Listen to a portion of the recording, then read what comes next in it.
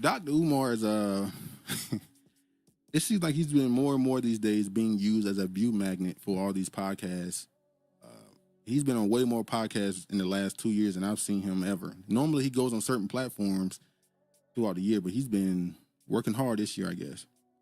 So he got another viral clip where they talked about the benefits, or non-benefits at least, of hip-hop. So let me just play this clip here.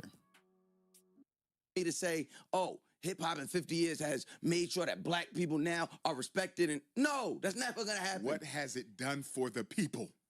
It gave you listen to hip-hop music and you were inspired at some point, no? Nigga, I'm leaving. We're moving, on, we're literally, we're moving goalposts. It ain't done shit in 50 years for the community. It made individuals rich, and that's it. It then gave jobs to. They gave a couple jobs. The drug dealer giving out a couple jobs too. But the drug dealer is the drug dealer is essential to the black community in the ghetto. This dude just said the drug dealer is essential to the black community. And this conversation that he had with this dude's name is Mouse Jones. The conversation that he's had, Umar kept pointing out the idea that a lot of people view the black community is the only community where people point out we're not a monolith. We say that all the time. We're not a monolith. Black people have been convinced that there are a bunch of individual walking entities that are a part of one community. They're a community, but they're individuals. So they're worried about their self rather than the community at large. Alfonso Moore said this was hilarious. Yeah, this was crazy. This is probably the most animated I've seen Umar as well, so he really was pissed off at this, I guess. Or maybe it was more entertaining. You can't tell me that. Somebody grew up in the hood. Hip-hop ain't done shit concretely beneficial to the black community. You gave me incorrect. fashion. The first thing out of your mouth was fashion. I gave you fashion, and you started yelling over me. What else? But then also, then there's technological advancement. Podcasting, for example. Are podcasts beneficial to the black community? Because all I've seen is complaints. I've seen people complain about the gender wars. I've seen people complain about, what's that new, it's not a podcast, but that's that other YouTube show, 20v1. A lot of these YouTube shows or podcasts, I don't know if people consider them beneficial or helpful in any dialogue in the black community, but pop the balloon. I don't know if that's really been positive, because it's kind of shown certain aspects of relationships as far as what people should look for in a mate aren't really taken seriously, and people focus more on the materialistic things. So yeah. Look at all the black people that now have access to jobs and ways to make money due to that. We're still talking about rap. We're still talking about cinema. We're still talking about these camera operators, these new people coming up with new. Let me make it real concrete for you. I just made it concrete. No, it wasn't. That was all bullshit. No, give me a relevant institution that hip hop built in any community, anywhere in America in 50 fucking years. I just told you. No, you didn't. I just told you concrete. People that would not have access. I didn't say individuals. I said an institution. I said people. Where's the bank of hip hop for the black community? The definition of the word people means not an individual. So I'm telling you, people that now of 50 years ago would not have had access to work. You're dealing in individualism. I asked you, what did they do for the community? You can't give me nothing because they ain't done shit people for from the community can now work in a music industry that there was never going to be a space for them. What the fuck? There are already people in media. Alfonso said all that media has become a cultural thorn inside. Yeah, exactly. And he keep mentioning these jobs that people are gaining in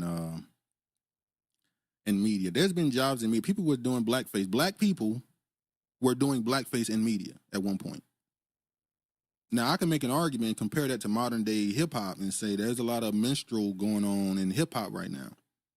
But this idea that because Jay-Z, Kanye West, Rihanna, Beyonce, I should have just named Black Americans, but my point is, because there are quote unquote billionaires or people with a lot of money that came through music or hip hop or pop culture through black culture, that's a benefit to the black community because they can hire black people.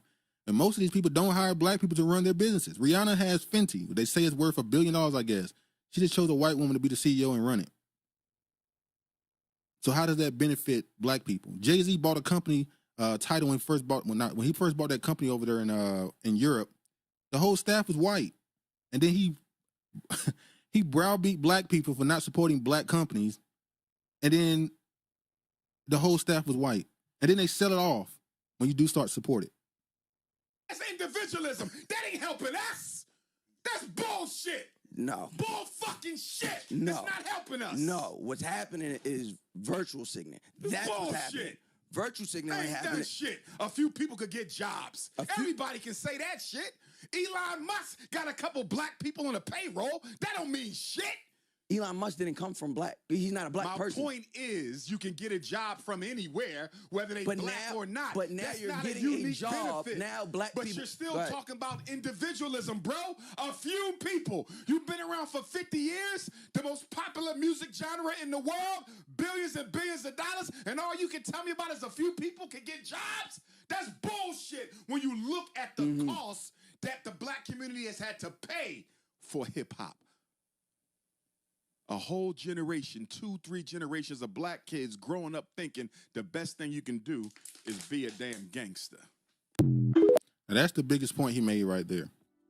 The cost of benefit. The whole argument was, has hip hop been a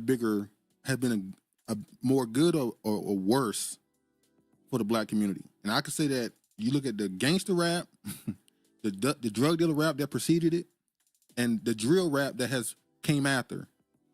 It has been probably more a negative than a positive. Far more, probably. Virginia says, since all skinfolk and kinfolk, there's a lot of cultural cross-contamination going on in these arguments.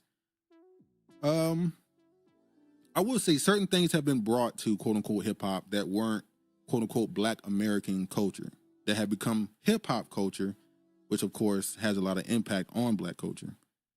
But in his whole argument, when you talk about the whole benefits, the people who run the industry are not black.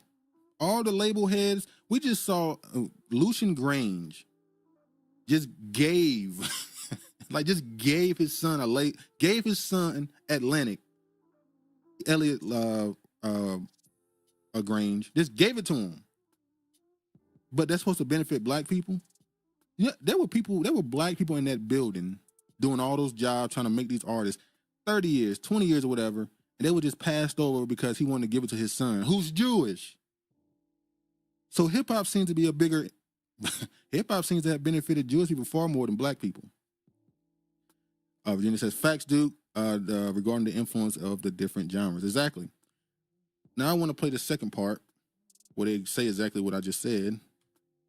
Hip-hop itself is an institution. That's run by white people. What the fuck you talking about? Jews own that shit. Fuck is you saying? That ain't no institution. Jews can't own. White people own that shit. Jews can own the music business. They can't own hip hop. Look at this shit. They can't own hip hop. Let's cut the blade a little thinner. Bullshit. They run it. Listen. They run it. Listen. They own this The shit. Jews can sell the product. The Jews can own the money that goes out for advances. They can't own hip hop. And that's something he said there that made me think. Because I say all the time that black people, for whatever reason, we don't know how to sell our own culture. Like, when you look at anything that's viral or not viral, anything that's culturally like just a part of black culture, things that we all do, that we can all point to no matter what state you're in, to say that we do, that's something that we all do. We don't know how to sell it. And next thing you know, somebody else, typically one of them, have to come and sell it for us. They have to market it to us for us. And then when it grows outside of our space and other people start doing it, we start calling out cultural appropriation. So Fonzo said that's how idols are. They become catch for all things carnal, unrighteous, and perverse. Well, yeah. I'll say this. Has the impact on hip-hop been the most negative to the community, or has our worship of celebrities done it? Because music can be music, and you can just treat it as an entertainment, just something that's entertainment. It's when you start to look at these people as somebody you should look up to and follow. Like, you go back to Malcolm X's quote, obviously, where he said you shouldn't be listening to no comedians, no actors. The only community that push these people as the leaders is, or at least those people get pushed as leaders of the black community. He said other people can come and wipe their dirty boots in our cultural identity. I'm gonna show some examples of that later. Look at Uncle Luke. We about to get to him right next. Uncle Luke he's in this country. His father is Jamaican. His mother is I forgot, is he from Bahamas, I think. And he brought a certain sexual you know, carnal, sexual, you know, nature to his music, fought the government to keep pushing it. And we helped him. And now that's normal in our music. Now we look at the Little Kims, the Nicki Minaj's, the Sexy Reds, all these other women, we you know, oh, this is just something that shouldn't be represented in our community. When y'all sold it in the 90s, y'all let it come in the 90s. So Mark Gordon said, what if those of us from our community, aka the lames, are the ones who could sell it but are ignored? That probably exists.